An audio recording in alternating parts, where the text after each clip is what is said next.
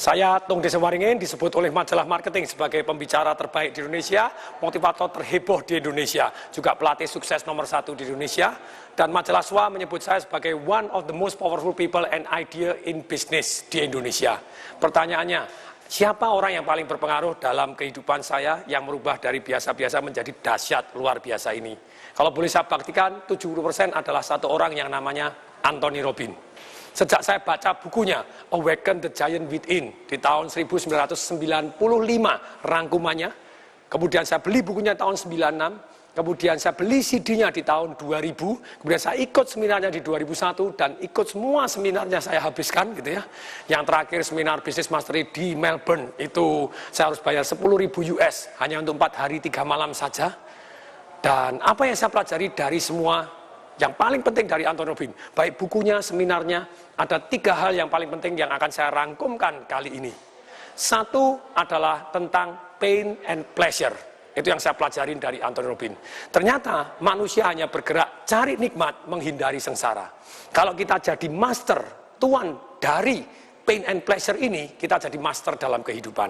Tapi kalau kita menjadi budak, hanya cari kenikmatan jangka pendek, tidak tahan kesengsaraan jangka pendek, lupa kenikmatan jangka panjang, lupa kesengsaraan jangka panjang yang bisa menerima kita jadi budak dari pain and pleasure, tentu saja kehidupan kita akan berantakan.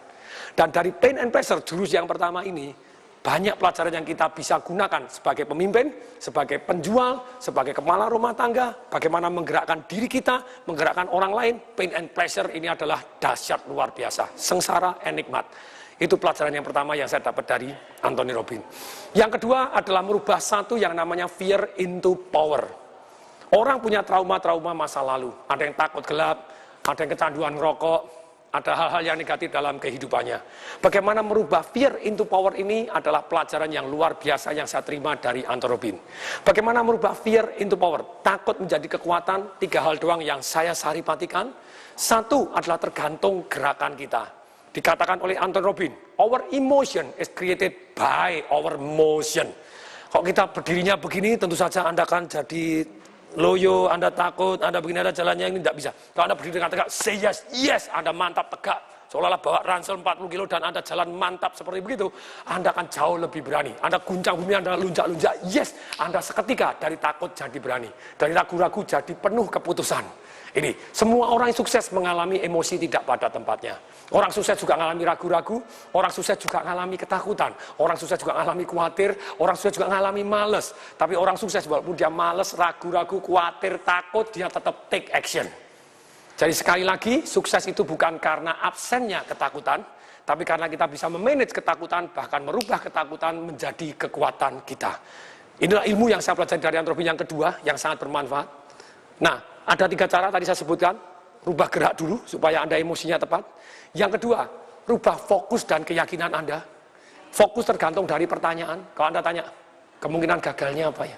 Kalau satu nanti gagal terus bagaimana? Daripada Anda tanya seperti itu, Anda tanya yang tepat, fokus Anda tepat. Yang kedua adalah fokus dan keyakinan Anda. Fokus Anda tergantung pertanyaan. Kalau Anda tanya, kalau saya sukses nikmatnya seperti apa? Yes, ada kemungkinan gagal. Supaya kemungkinan berhasil lebih besar, dengan bertanya gini, fokus kita mengarah ke solusi, bukan emosi. Nah, dengan fokus ke solusi dan emosi, Anda menemukan jalan untuk breakthrough, tembus, dan tembus. Nah, yang kedua B tadi adalah satu yang namanya keyakinan. Saya adalah. Keyakinan ada 2 macam. Satu adalah yang namanya aturan atau rule di dalam hati kita. Bila saya begini, maka saya begini. Yang kedua adalah identitas. Saya adalah. Agama adalah, kerja adalah, cinta adalah, wanita adalah. Itu definisi, identitas. Dan kemudian 2 keyakinan ini sangat mempengaruhi kita. Kalau kita kepingin punya rumah besar, tapi dalam hati kecil kita punya keyakinan, bila rumah saya besar, maka bersihnya susah, Anda kan tidak, atau susah punya rumah besar.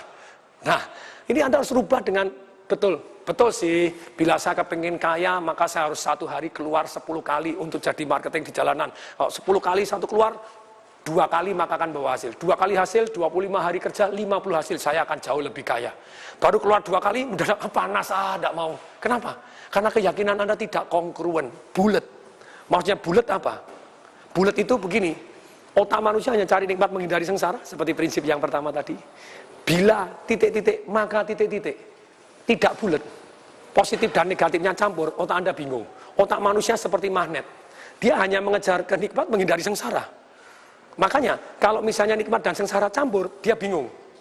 Bila saya keluar 1 hari 10 kali, maka saya tambah kaya. Tapi 1 hari 10 kali kan panas. Ada yang ketidaknikmatan, sengsara. Otaknya bingung. Ya sudahlah, keluar 2 kali cukup. Akibatnya ya cuma 2 kali saja. Otak manusia, keyakinan ini bertanggung jawab sepertiga kesuksesan kita. Kalau kita belum sukses, bongkar keyakinan Anda. Dalam buku Financial Revolution saya bahas total tentang keyakinan ini.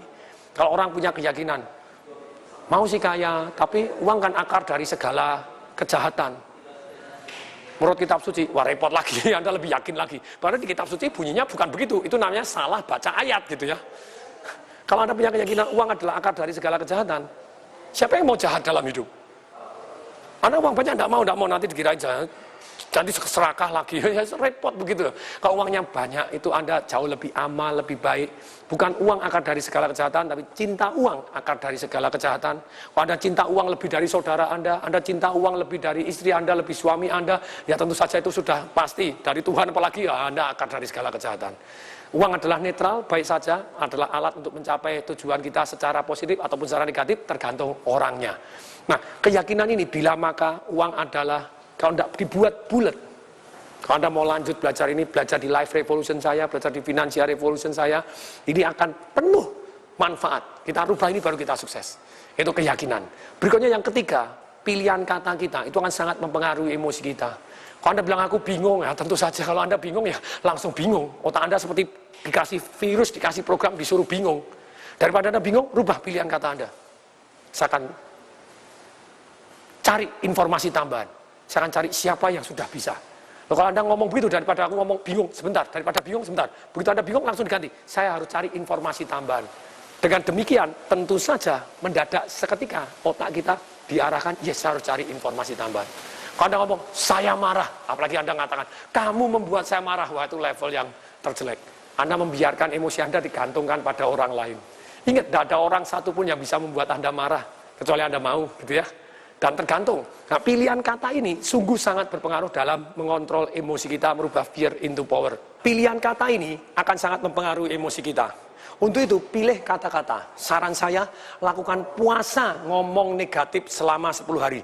Manusia juga dalam agama Islam Anda puasa 1 bulan. Kenapa tidak Anda puasa 10 hari ngomong yang negatif? Anda list kalimat-kalimat yang negatif Anda, yang mengeluh-mengeluh, dirubah jadi yang positif. Yang positif dirubah jadi dahsyat luar biasa. Sejak dulu saya ditanya, apa kabar? Dulu jawabannya baik, normal. Dahsyat, mantap, gitu ya. Terus kemudian, Anda kata-kata apa yang biasanya Anda gunakan, capek deh, ganti. Harus semangat nih. Bilang males, daripada males Anda bilang, mau cas baterai. Sama sih Anda tidur-tiduran, sebentar mau males-malesan. Daripada aku lagi males nih, jangan, aku lagi cas baterai, sebentar lagi siap meledak. Beda toh. Anda bilang kalimatnya, aku ditipu, emosinya langsung drop, tidak karu-karuan. Lebih baik diganti apa daripada aku ditipu? Ongkos sekolah saya. Jadi daripada aku ditipu 10 juta, ongkos sekolah saya 10 juta. Saya sering kali orang melebih-lebihkan. Lah aku ditusuk dari belakang, kalau saya lagi terapi, saya lihat, mana lubangnya, tidak ada gitu, ditusuk belakang. Anda bilang, gangguin, tidak ada penusukan dari belakang gitu ya. Kalau Anda menggunakan kata, aku patah arang, ganti besi aja, beli yang baru. Jadi dengan demikian kalimat-kalimat ini, positif membuat Anda dahsyat luar biasa. Jadi jurus kedua dari Anthony Robbins, merubah takut jadi kekuatan. Saya rangkumkan 3 hal. 1 dengan merubah gerak, yang kedua dengan merubah fokus kita dengan pertanyaannya, dan 2B yaitu merubah keyakinan kita, susunan keyakinan kita. Uang baik adanya, gitu, yang tidak baik orangnya, gitu ya. Yang ketiga adalah pilihan kata kita. Pilihan kata kita akan sangat mempengaruhi emosi. Puasa 10 hari Anda ngomong negatif. Kalau nekat dalam hari ketiga, masih ngomong negatif berlarut-larut dan tidak pernah Anda ralat, kembali lagi hari pertama. 10 hari straight harus puasa ngomong negatif. Perhatikan perubahan terhadap nasib Anda. Perubahan kanan kiri Anda, betapa senangnya terhadap Anda yang baru, yang lahir baru, yang lebih positif. Ini yang jurus kedua yang saya belajar paling bagus. Setelah pain and pleasure, merubah fear into power. Yang ketiga adalah modeling. Itu yang saya belajar dari Anthony Robbins. Maksudnya apa modeling? Dia bilang sukses meninggalkan jejak. Satu cara untuk menjadi orang besar, bergaullah dengan orang yang besar. Sekali sukses bisa jadi beruntung semata. Kalau berkali-kali sukses, sudah pasti bukan beruntung. Dan berkali-kali sukses meninggalkan jejak. Kita kalau mau sukses, kerjasama, belajar dari orang-orang dengan orang-orang yang terbaik ini, tentu saja kemungkinan sukses kita jauh lebih besar. Nah, ilmu modeling, ilmu kalau bahasa kasarnya nyontek, kalau bahasa saya adalah ATM, amatin, tiru, dan modifikasi jauh lebih baik. Tentu saja, bayangin, sekarang kalau Anda modeling, Anda mau belajar badminton, belajar dari mana? Rudi Hartono atau Rudi Hartini?